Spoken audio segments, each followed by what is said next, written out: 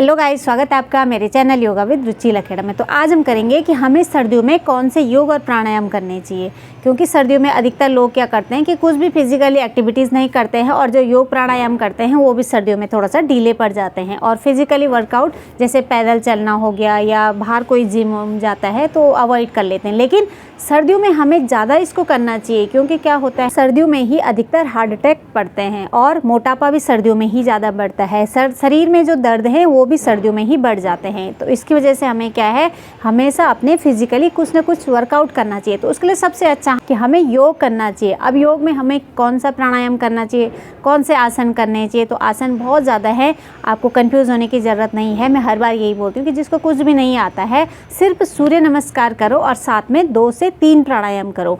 कुछ भी पेट के रोग हैं तो आप कपालभाति करो। इससे क्या होगा, जो डाइजेशन सिस्टम है इम्प्रूव होगा, गैस की समस्या नहीं होगी, पेट के रोग नहीं होंगे और जो भी आप खाना खाओगे अच्छे से डाइजेस्ट हो जाएगा। डाइजेशन सिस्टम है इम्प्रूव होगा, गैस की समस्या नहीं होगी, पेट के रोग नहीं होंगे और जो भी आप खाना खाओगे अच्छे से डाइजेस्ट हो जाएगा। जो खाना हमने खाया है उससे अच्छा न्यूट्रिशन मिलेगा, क्योंकि हमारा जो कपालभाति है उससे हीमोग्लोबिन खुद से बनने लग जाता है, विटामिन खुद से बनने लग जाते हैं और जो शरीर में न्यूट्रिशन की कमी हो गई है वो भी कपालभाति के माध्यम से हम पूरा कर सकते हैं। तो आसनों में हमें सबसे पहले करना है सूर्य नमस्कार। सूर्य नमस्कार में 12 आसन होते हैं और 12 आसनों में आप देखोगे कि जब भी सूर्य नमस्कार करोगे उससे क्या होगा, आपकी बॉडी चारों तरफ मूवमेंट करती है, आपकी प्रत्येक मसल्स एक्टिवेट होती है, प्रत्येक जॉइंट में ब्लड सर्कुलेशन होता है, आप आगे की तरफ झुकते हो, पीछे की तरफ झुकते हो। उससे क्या होता है कि आपकी पूरी बॉडी में मूवमेंट आता है, जिसकी वजह से पूरे शरीर में अच्छा सा ब्लड सर्कुलेशन होता है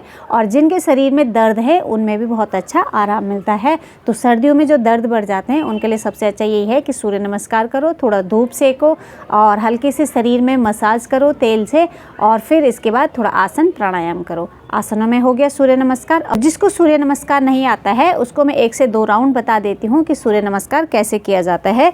तो सबसे पहले हम अपने मैट के फ्रंट में खड़े हो जाएंगे और सबसे पहले करेंगे प्रणाम आसन। पहला हो गया। दूसरा, सांस भरते हुए हम पीछे जाएंगे, ऊर्ध्व ताड़ासन हो गया। फिर हम सांस छोड़ते हुए जाएंगे, पादहस्तासन हो गया। फिर हम एक पैर को पीछे ले जाके जो पीछे वाला पैर है उसका घुटना सीधा रखेंगे। पूरा ब्लड सर्कुलेशन हमारे पूरे पैर के पंजे से लेके और ऊपर हिप जॉइंट तक आता है और इस तरीके से हम अपना शरीर का पोजीशन बना देंगे। अश्व संचालन आसन इसका नाम है। फिर हम दोनों पैरों को पीछे की तरफ लेके जाते हैं, अपने पंजों को ज़मीन में लगाते हैं, गर्दन को अंदर की तरफ लेते हैं।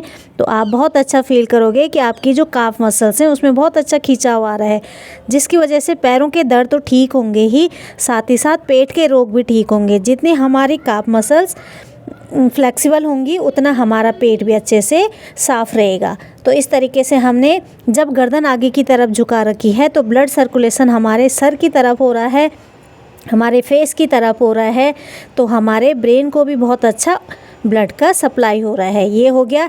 इसके बाद हम करेंगे साष्टांगासन।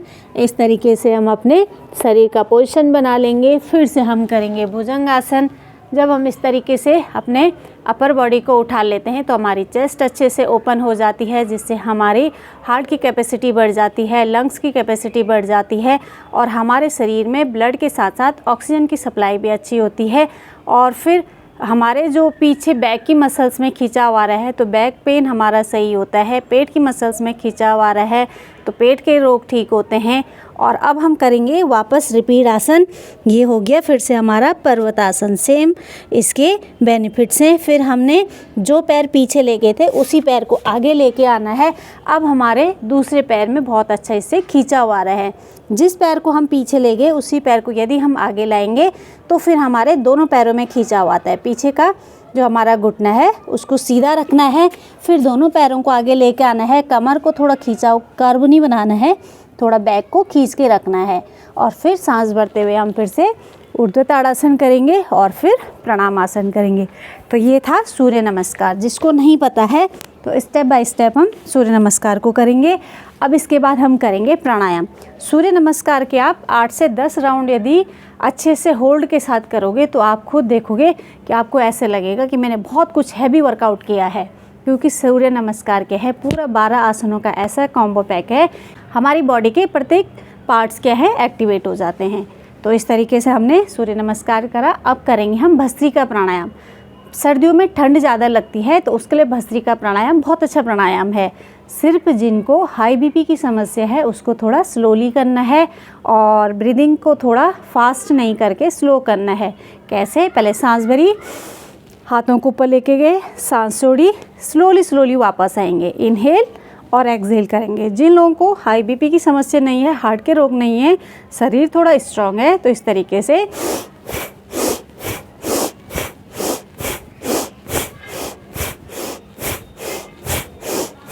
कंटिन्यू यदि आप 1 मिनट तक इस तरीके से करोगे तो आपको देखोगे ठंड तो भाग ही जाएगी, शरीर में एक अलग तरीके की एनर्जी पैदा हो जाएगी, जिसको यदि आप सुबह सुबह करते हो तो दिन भर के लिए आपका शरीर बहुत तरोताज़ा हो जाएगा।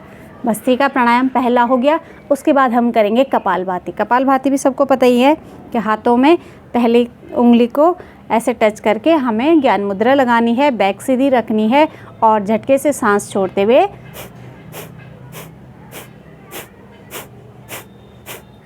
घड़ी की सुई में देख के कम से कम 5 से 10 मिनट यदि रेगुलर करते हो तो आपको कोई भी रोग नहीं होंगे। रोग हैं तो बहुत जल्दी शरीर में रोगों से छुटकारा मिलेगा।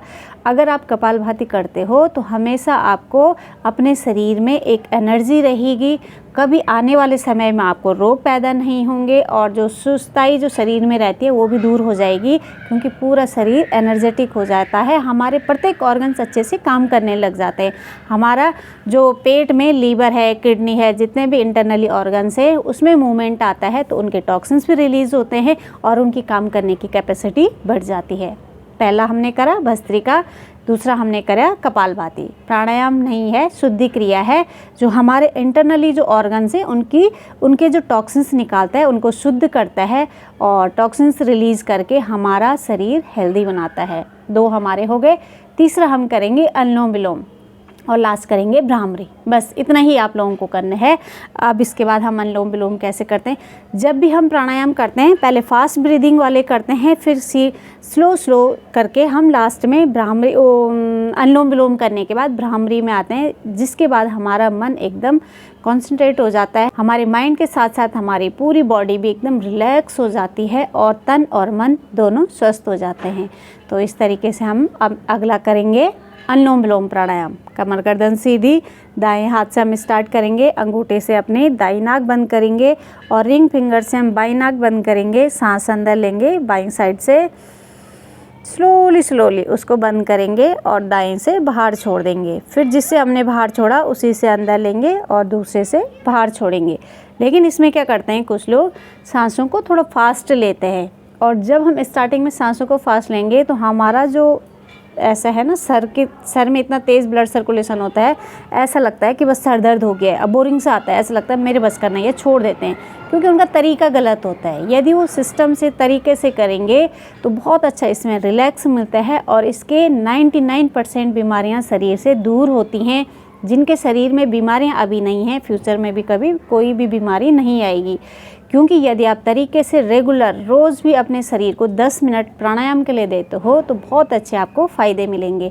लेकिन तब आपको महसूस होगा जब आप खुद करोगे। जब करोगे तब शरीर में आपको इतने सारे चेंज देखने को मिलेंगे, फिर आपको विश्वास होगा कि हाँ इससे फ़ायदा होता है।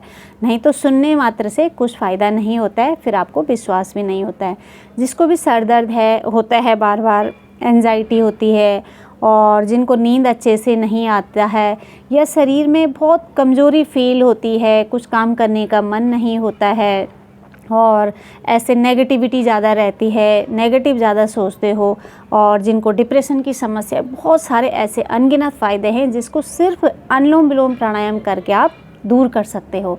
लेकिन क्या है कि सस्ता चीज़ है और बिना मेहनत की है, तो इसलिए इसको कोई भी ऐसे सोचता है कि नहीं हो पाएगा। अगर आप जब इतनी बीमारियों से घिर जाते हो और दवाइयों का सहारा लेते हो, डॉक्टर्स के चक्कर मारते हो, पैसे खर्च करते हो, परेशान रहते हो, तब आप उसको ज़रूर करोगे कि नहीं मुझे ये करना है। लेकिन यदि फ्री में घर में आप रह के कोई बोलेगा कि ये करो, तो आपको, क्योंकि फ्री की चीज़ किसी को भी ऐसे लगता है कि उसकी वैल्यू समझ में नहीं आती है।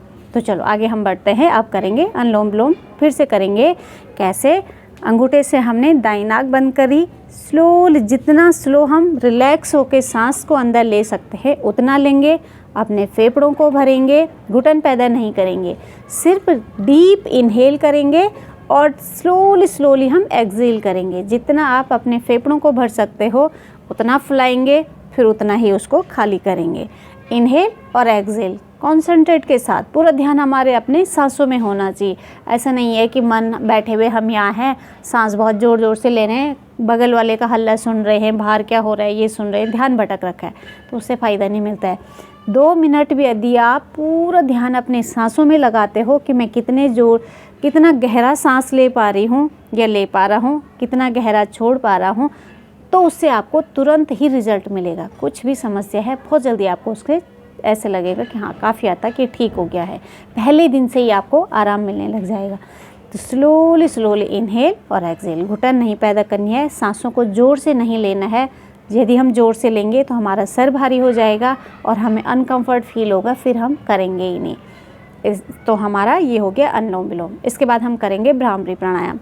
अंगूठे से हम कान बंद कर देते हैं, बाकी 3 उंगलियां हमारी आँखों के ऊपर, माथे के ऊपर और नाक के दोनों साइड में आ जाती हैं। सांस ली, कान बंद करें और बाहर जैसे भौरे की आवाज़ में, जैसे भौरा गुनगुनाता है वैसे ही अपनी मुंह को बंद करके नाक से सांसों को बाहर छोड़ेंगे। इस तरीके से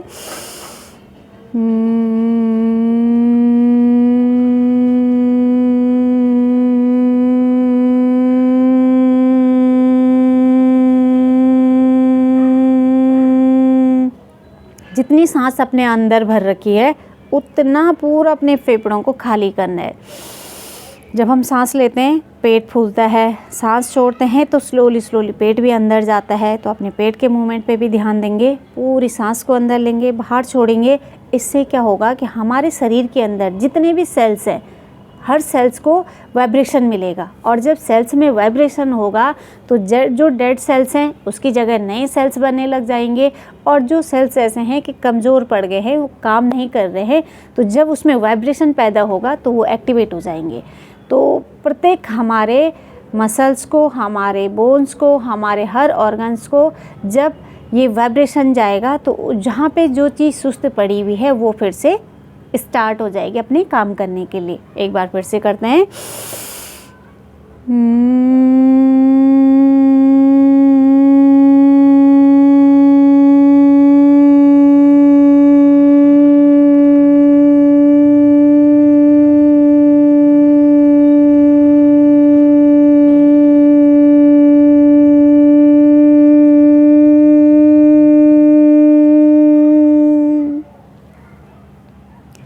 जब हमने पूरी सांस खाली कर दी है बाहर छोड़ के, उसके बाद हम कुछ सेकंड के लिए शांत होकर बैठ जाएंगे।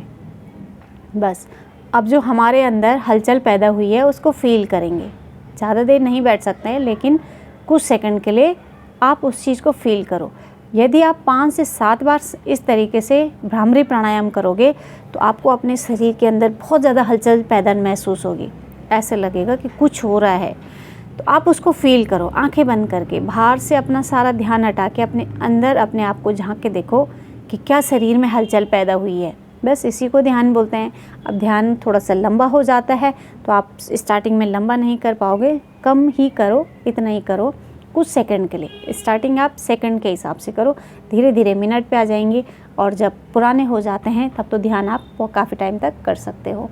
तो इस तरीके से हम अपना सर्दियों के लिए अपना योग का कॉम्बो पैक बना सकते हैं। स्टार्टिंग हमने करी सूर्य नमस्कार से, फिर हमने प्राणायाम करे, और सिर्फ आधा घंटे के अंदर ही आपका ये सब कुछ हो जाएगा। यदि आप 30 से 40 मिनट रोज़ करते हो तो बस आपको कुछ करने की ज़रूरत नहीं है। पूरा आप अपने शरीर से सारी बीमारियों को दूर करोगे, अपने शरीर को फिज़िकली मेंटली दोनों तरीके से फिट बनाओगे, और जो आपके शरीर का तेज़ है वो अलग ही लगेगा कि आप रोज़ योग करते हो। तो बस आज की वीडियो में इतना ही। यदि वीडियो पसंद आई हो तो वीडियो को लाइक करें, चैनल पे जो लोग नए जुड़ेंगे चैनल को सब्सक्राइब करें। फिर मिलते हैं नेक्स्ट वीडियो में, तब तक के लिए